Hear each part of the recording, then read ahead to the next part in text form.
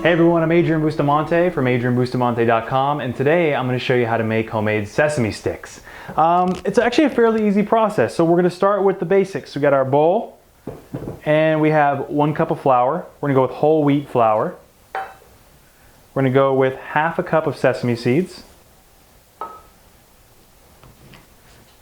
And we're going to go with about 1/4 cup of, we're going to use bulgur wheat here, but you can also use cracked wheat, any type of wheat that's going to help you in the baking process. So 1/4 cup there.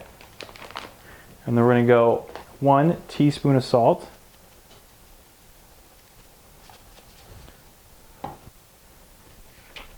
Half a teaspoon of garlic powder. Yes, garlic powder.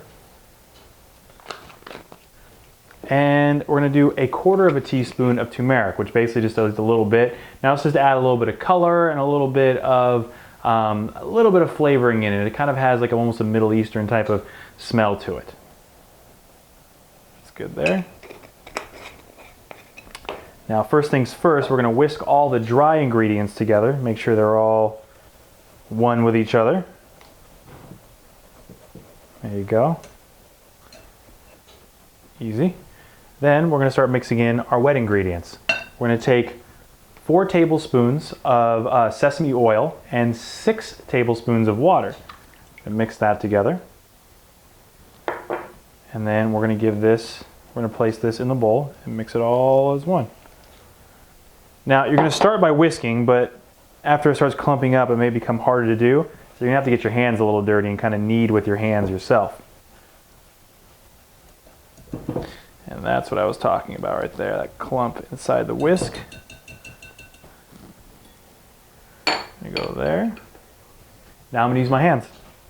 So again, just kneading all this stuff together, kind of balling it up as much as you can. You will notice that some of the sesame seeds will float to the bottom. You want to try and get them in there as much as you can, but there are going to be some excess at the bottom, so don't worry about it if you can't get them all into the dough. If you notice it being a little too crumbly, you can add a little bit more water if you want, but I recommend just doing it the way it is. All right, so I'm going to continue kneading this, usually just a couple minutes or so.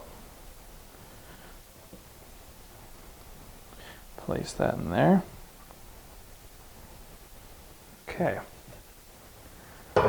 Now what you're going to do is you're going to take this ball, you're going to pat it down, and then I'm going to split it in 2. About as even as you possibly can. I'm going to ball it up again. And I'm going to pat it down. Same thing with this one. Ball it up and pat it down. Roughly about 1 inch or so thick. Then what you're going to do is you're going to take some saran wrap, wrap these 2 pieces up, and place them in the fridge for roughly about 30 minutes. Now when it comes out, it's going to be a little chilled, and it's going to come out like that. By chilling it, it's going to help the baking process. So I recommend you doing it for at least the 30 minutes. So we're going to take these off and put them off to the side here. And before I take this out, I'm going to put a little bit of flour down. Yes, you are going to make a little bit of a mess. Now the flour being put down is just to make sure that this does not stick to the surface you're rolling it out on, because what's going to happen now is we want to roll these out to a thin little layer. We've got our rolling pin here. Make sure there's flour on both sides of this. You got a clean surface and just roll it out. Usually want just a little bit more room here, but you're going to roll it out to about 1/8 of an inch thick. So nice and thin.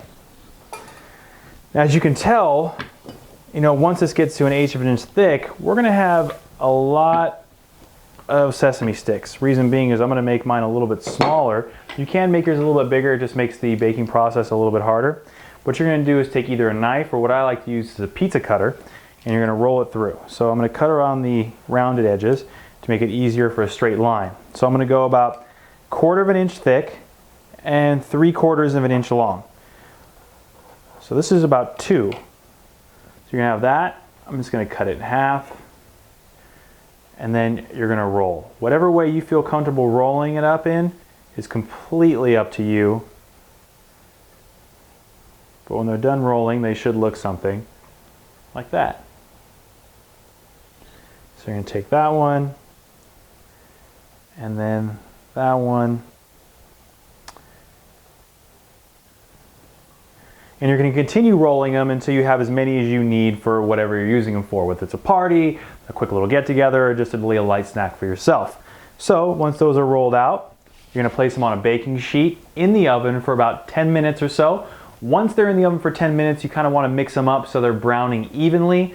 Cook them for another 5, maybe 10 minutes, but that's all you'll need at 350 degrees.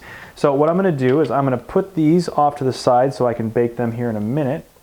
But I'm going to show you what's in the oven.